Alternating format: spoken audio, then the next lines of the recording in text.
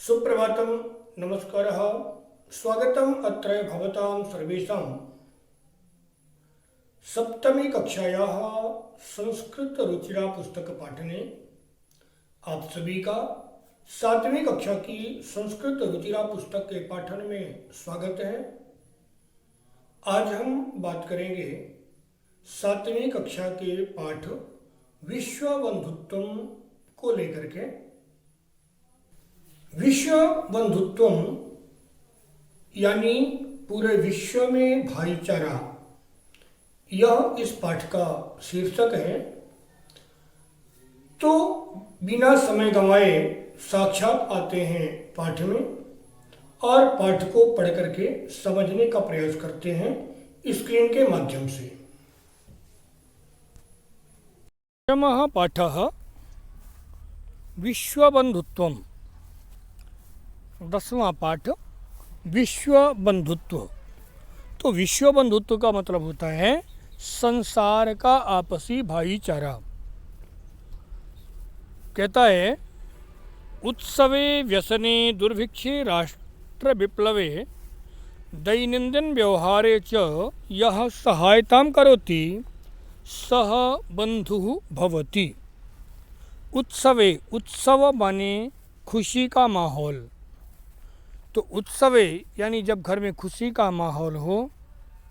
व्यसने, व्यसन के 3 अर्थ होते हैं। एक तो बुरी आदतें भी होता है व्यसन का अर्थ, और एक दूसरा अर्थ होता है कष्ट, और तीसरा अर्थ होता है व्यापार। यहाँ पर जो अर्थ लेंगे वह लेंगे कष्ट। तो उत्सवे खुशी के माहौल में अथवा व्यसने यानी कष्ट में। दुर्भिक्षे, दुर्भिक्ष का मतलब होता है अकाल, जिस समय घर में भोजन ना हो। तो अकाल के समय में राष्ट्र विप्लवे, राष्ट्र विप्लव देश के ऊपर विपत्ति। तो देश के ऊपर विपत्ति आने पर और दैनंदिन व्यवहारे च, और दैनंदिन व्यवहार यानी प्रतिदिन का जो व्यवहार है, उठना बैठना इत्यादि। तो जो प्रतिदिन के व्यवहार में सहायता करोति, हमारी सहायता करता है, सह बंधुः भवति, वह बंधु कहलाता है। यदि विश्वे, पुनः यदि विश्वे सर्वत्र एतादृशः भावः भवेत् तदा विश्वबंधुत्वं संभवति। जब विश्व में सभी जगह ऐसा ही भाव हो जाए तो वहाँ पर विश्व बंधुत्व होगा। कहने का अर्थ ये है कि जब विश्व में सभी जगह के लोग एक दूसरे के सहयोग में आने लगेंगे, सुख में या दुख में, तो विश्व बंधुत्व का भाव कहलाएगा। परंतु लेकिन अधुना निखिले संसारे कलहस्य अशांतेः च वातावरणम् अस्ति। लेकिन आजकल पूरे संसार में ही कलह यानी झगड़ा और अशांति का वातावरण है। मानवाः परस्परं न विश्वसन्ति। मानवाः, मनुष्य परस्परम न विश्वसन्ति, आपस में एक दूसरे पर विश्वास नहीं करते। मनुष्य आपस में एक दूसरे पर विश्वास नहीं करते।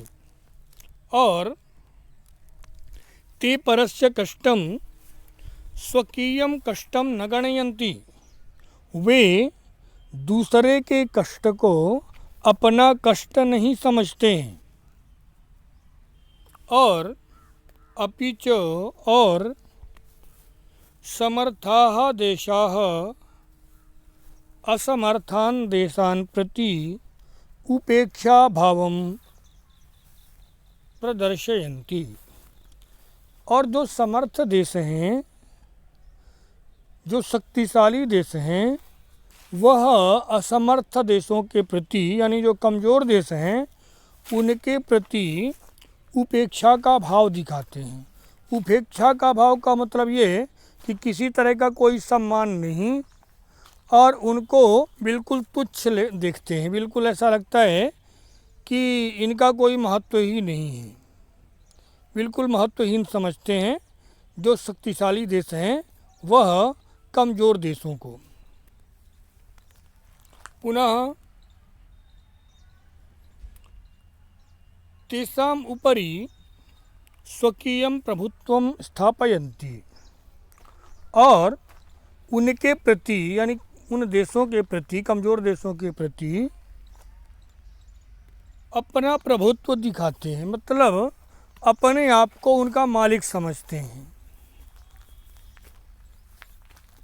संसारे सर्वत्र विद्वेषस्य शत्रुतायाः हिंसायाः च भावना दृश्यते। विश्व में सभी जगह शत्रुता की और हिंसा की भावना दिखाई देती है। देशानां विकासः अपि अवरुद्धः भवति, देशों का विकास भी रुकता है। पुनः इयं महती आवश्यकता वर्तते, यह बहुत बड़ी आवश्यकता इस बात की है कि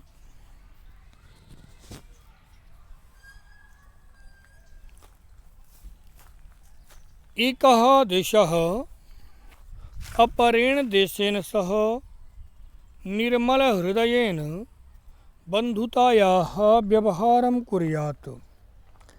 यह बहुत बड़ी आवश्यकता है कि हर देश दूसरे देश के साथ में बंधुता यानी प्रेम भाईचारे का भाव रखे, व्यवहार करे, व्यवहारं कुर्यात्। पुनः विश्वस्य जनेषु इयं भावना आवश्यकी। विश्वस्य जनेषु यानी विश्व के सभी लोगों में इयं भावना आवश्यकी, यह भावना बहुत आवश्यक है। पुनः ततः विकसितयोः देशयोः मध्ये स्वस्था स्पर्धा भविष्यति। तो इससे क्या होगा, कहता है विकसित और अविकसित देश, विकसित यानी जो बड़े देश हैं, संपन्न धनी देश हैं, और अविकसित यानी कमज़ोर जो देश हैं, जो गरीब देश हैं।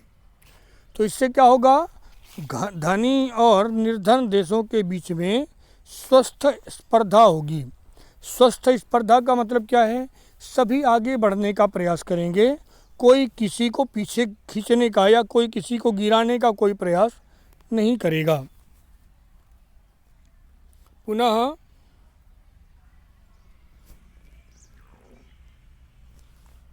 सर्वे देशाः ज्ञान विज्ञानयोः क्षेत्रे मैत्री भावनया सहयोगेन च समृद्धिं प्राप्तुं समर्थाः भविष्यन्ति। सभी देश ज्ञान और विज्ञान के क्षेत्र में मैत्री भाव के साथ समृद्धि को प्राप्त करने में समर्थ हो जाएंगे, यानी सभी देश मैत्री भाव से एक दूसरे के सहयोग से संपन्न हो जाएंगे, धनी हो जाएंगे। और सूर्यस्य चंद्रस्य च प्रकाशः सर्वत्र समान रूपेण प्रसरति। सूर्य और चंद्रमा का प्रकाश सर्वत्र सभी जगह समान रूपेण प्रसरति, एक जैसा ही फैलता है। सूर्य और चंद्रमा का प्रकाश सभी जगह एक जैसा फैलता है। प्रकृति अपि समत्वेन व्यवहरति। प्रकृति भी, प्रकृति हिंदी और संस्कृत दोनों ही प्रकृति है, अंग्रेजी में कहें तो नेचर। तो जो प्रकृति है वह भी सबके साथ समानता का व्यवहार करती है। मतलब ऑक्सीजन सबको बराबर मिलता है, पानी सबको बराबर मिलता है, धूप सबको बराबर मिलती है। तो प्रकृति सबके साथ में समानता का व्यवहार करती है। तस्मात् अस्माभिः सर्वैः परस्परं वैरभावम् अपहाय विश्वबंधुत्वं स्थापनीयम्। और इसलिए हम सभी को परस्पर वैरभावम अपहाय, आपसी वैरभाव झगड़ा को छोड़ करके, आपसी शत्रुता को छोड़ करके, आपसी झगड़े को छोड़ करके और विश्व बंधुत्वम स्थापनीयम, विश्व बंधुत्व की स्थापना करनी चाहिए। पुनः अतः विश्वस्य कल्याणाय एतादृशी भावना भवेत्। इसलिए ध्यान में रखना चाहिए कि विश्वस्य कल्याणाय, संसार के कल्याण के लिए लोगों में ऐसी भावना हो। कैसी भावना हो?